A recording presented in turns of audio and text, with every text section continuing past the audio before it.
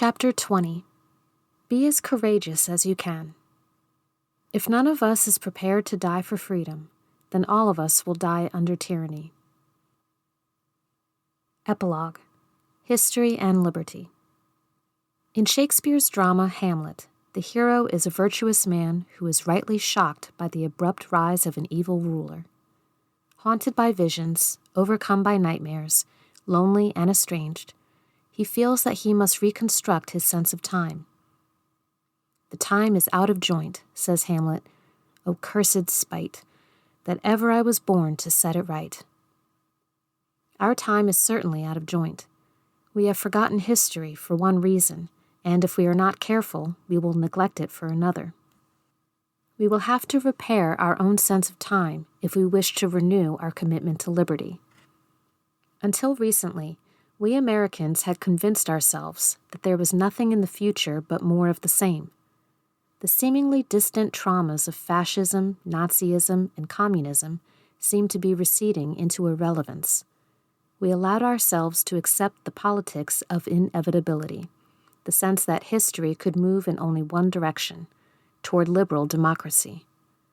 After communism in Eastern Europe came to an end in 1989-91, we imbibed the myth of an end of history. In doing so, we lowered our defenses, constrained our imagination, and opened the way for precisely the kinds of regimes we told ourselves could never return. To be sure, the politics of inevitability seem at first glance to be a kind of history. Inevitability politicians do not deny that there is a past, a present, and a future. They even allow for the colorful variety of the distant past. Yet they portray the present simply as a step toward a future that we already know, one of expanding globalization, deepening reason, and growing prosperity. This is what is called a teleology, a narration of time that leads toward a certain, usually desirable goal. Communism also offered a teleology, promising an inevitable socialist utopia. When that story was shattered a quarter century ago, we drew the wrong conclusion. Rather than rejecting teleologies, we imagined that our own story was true. The politics of inevitability is a self-induced intellectual coma. So long as there was a contest between communist and capitalist systems, and so long as the memory of fascism and Nazism was alive, Americans had to pay some attention to history and preserve the concepts that allowed them to imagine alternative futures. Yet once we accepted the politics of inevitability, we assumed that history was no longer relevant. If everything in the past is governed by a known tendency, then there is no need to learn the details. The acceptance of inevitability stilted the way we talked about politics in the 21st century. It stifled policy debate and tended to generate party systems where one political party defended the status quo, while the other proposed total negation. We learned to say that there was no alternative to the basic order of things, a sensibility that the Lithuanian political theorist Leonidas Donskis called liquid evil. Once inevitability was taken for granted, criticism indeed became slippery. What appeared to be critical analysis often assumed that the status quo could not actually change, and thereby indirectly reinforced it. Some spoke critically of neoliberalism, the sense that the idea of the free market has somehow crowded out all others. This was true enough, but the very use of the word was usually a kowtow before an unchangeable hegemony. Other critics spoke of the need for disruption, borrowing a term from the analysis of technological innovations. When applied to politics, it again carries the implication that nothing can really change, that the chaos that excites us will eventually be absorbed by a self-regulating system. The man who runs naked across a football field certainly disrupts, but he does not change the rules of the game. The whole notion of disruption is adolescent. It assumes that after the teenagers make a mess, the adults will come and clean it up. But there are no adults. We own this mess. The second anti-historical way of considering the past is the politics of eternity. Like the politics of inevitability, the politics of eternity performs a masquerade of history, though a different one.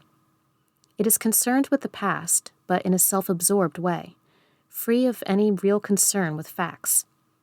Its mood is a longing for past moments that never really happened during epochs that were in fact disastrous. Eternity politicians bring us the past as a vast misty courtyard of illegible monuments to national victimhood, all of them equally distant from the present, all of them equally accessible for manipulation. Every reference to the past seems to involve an attack by some external enemy upon the purity of the nation. National populists are eternity politicians. Their preferred reference point is the era when democratic republics seemed vanquished and their Nazi and Soviet rivals unstoppable, the 1930s. Those who advocated Brexit, the departure of the United Kingdom from the European Union, imagined a British nation-state, though such a thing never existed. There was a British Empire, and then there was Britain as a member of the European Union. The move to separate from the EU is not a step backward onto firm ground, but a leap into the unknown. Eerily, when judges said that a parliamentary vote was required for Brexit, a British tabloid called them enemies of the people, a Stalinist term from the show trials of the 1930s. The National Front in France urges voters to reject Europe in the name of an imaginary pre-war French nation-state. But France, like Britain, has never existed without either an empire or a European project. Leaders of Russia, Poland, and Hungary alike make similar gestures toward a glowing image of the 1930s. In his 2016 campaign, the American president used the slogan, "America First," which is the name of a committee that sought to prevent the United States from opposing Nazi Germany. The president's strategic advisor promises policies that will be as exciting as the 1930s. When exactly was the "again" in the president's slogan, "Make America Great Again"? Hint, it is the same "again" that we find in "Never Again." The president himself has described a regime change in the style of the 1930s as the solution to the problems of the present. You know what solves it? When the economy crashes, when the country goes to total hell and everything is a disaster. What we need, he thinks, are riots to go back to where we used to be when we were great. In the politics of eternity, the seduction by a mythicized past prevents us from thinking about possible futures. The habit of dwelling on victimhood dulls the impulse of self-correction. Since the nation is defined by its inherent virtue rather than by its future potential, politics becomes a discussion of good and evil rather than a discussion of possible solutions to real problems. Since the crisis is permanent, the sense of emergency is always present. Planning for the future seems impossible or even disloyal. How can we even think of reform when the enemy is always at the gate? If the politics of inevitability is like a coma, the politics of eternity is like hypnosis. We stare at the spinning vortex of cyclical myth until we fall into a trance. And then we do something shocking at someone else's orders. The danger we now face is of a passage from the politics of inevitability to the politics of eternity, from a naive and flawed sort of democratic republic to a confused and cynical sort of fascist oligarchy.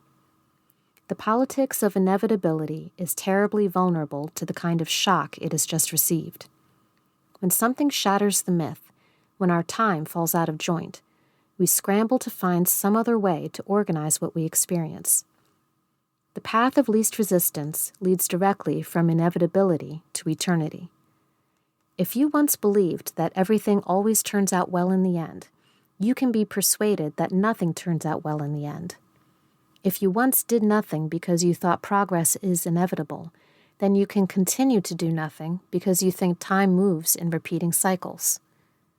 Both of these positions, inevitability and eternity, are anti-historical. The only thing that stands between them is history itself. History allows us to see patterns and make judgments. It sketches for us the structures within which we can seek freedom. It reveals moments, each one of them different, none entirely unique. To understand one moment is to see the possibility of being the co-creator of another. History permits us to be responsible, not for everything, but for something. The Polish poet Czesław Miłosz thought that such a notion of responsibility worked against loneliness and indifference. History gives us the company of those who have done and suffered more than we have. By embracing the politics of inevitability, we raised a generation without history. How will these young Americans react now that the promise of inevitability has been so obviously broken? Perhaps they will slide from inevitability toward eternity. It must be hoped that they could, instead, become a historical generation, rejecting the traps of inevitability and eternity that older generations have laid before them. One thing is certain. If young people do not begin to make history, politicians of eternity and inevitability will destroy it. And to make history, young Americans will have to know some. This is not the end, but a beginning. The time is out of joint, O cursed spite that ever I was born to set it right. Thus Hamlet. Yet he concludes, Nay, come, let's go together.